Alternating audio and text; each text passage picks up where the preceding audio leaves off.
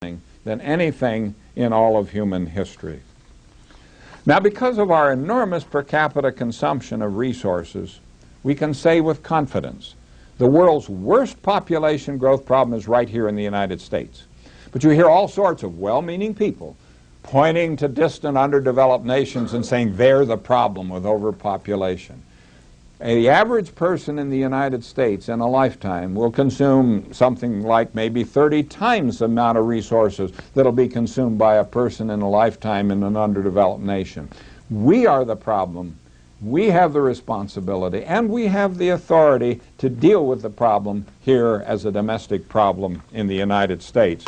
And some years ago, speaking here on the campus of the University of Colorado, our United States Senator Tim Wirth said that the best thing we can do to help other countries stop their population growth is for us to set an example and stop our own population growth here in the U.S. We have sent representatives to international conferences to tell the underdeveloped nations, you're the problem, you've got to stop your population growth. And they just laugh and say, look, you're the problem with all of your high per capita consumption. Now, except for the petroleum graphs, the things I tell you are not predictions of the future. I'm only reporting facts and the results of some very simple arithmetic.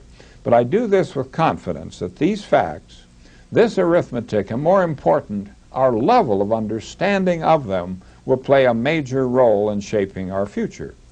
Now, don't take what I've said blindly or uncritically because of the rhetoric or for any other reason.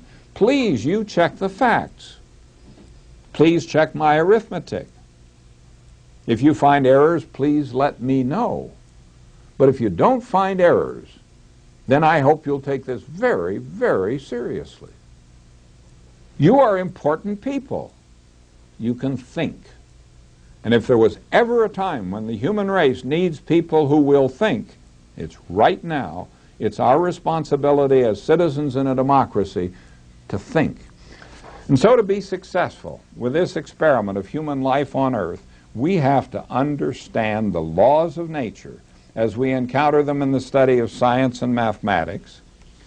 We have to remember the message of this cartoon. Thinking is very upsetting. It tells us things we'd rather not know.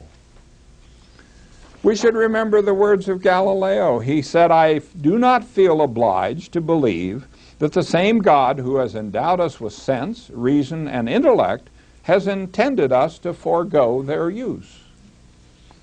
We should remember the words of Aldous Huxley. He observed that facts do not cease to exist because they're ignored. And we should remember H.L. Mencken's social philosophy. He believed that it was in the nature of the human species to reject what is true but unpleasant and to embrace what is obviously false but comforting. And we should remember Eric Severide's law. He was a newscaster who made the transition from radio to television back in the 1950s. He observed that the chief source of problems is solutions. Now let's just look at an example. The Nile River for thousands of years would flood in the spring, and the silt that was carried down by the river would be deposited on agricultural lands on the two sides of the river, and this renewed the fertility of the land. They had a sustainable agriculture for thousands of years. But now the flood was kind of a nuisance as you had cities develop along there, and the city people didn't like the floods, and then the city people needed electricity. So that was the problem. What was the solution? The high dam at Aswan. So now let's look at the problems caused by the solution.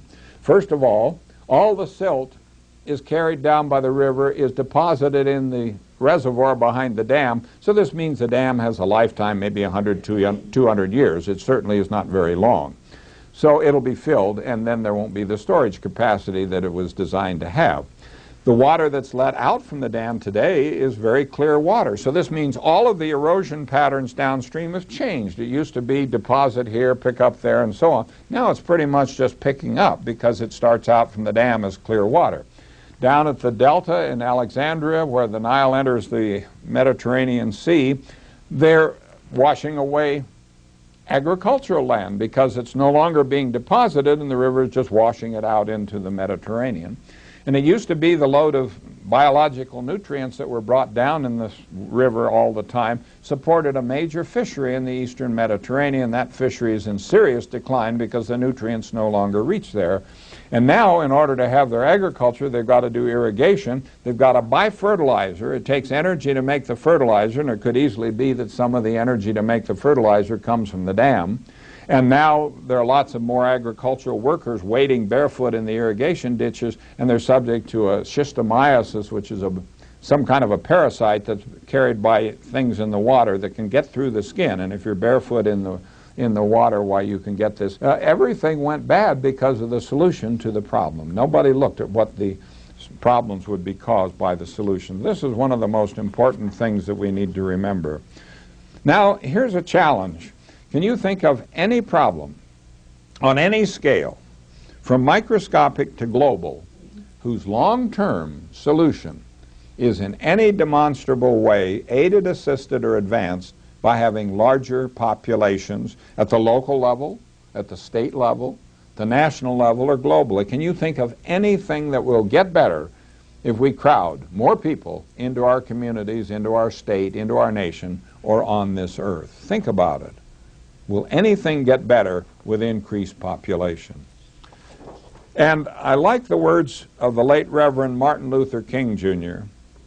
He said, unlike the plagues of the Dark Ages or contemporary diseases, which we do not yet understand, the modern plague of overpopulation is soluble by means we have discovered and with resources we possess. What is lacking is not sufficient knowledge of the solution, but universal consciousness of the gravity of the problem and the education of the billions who are its victims.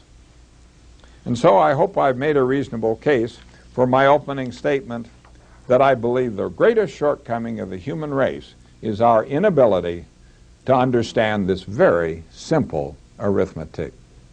So I thank you very, very much, and I'd be happy to answer questions.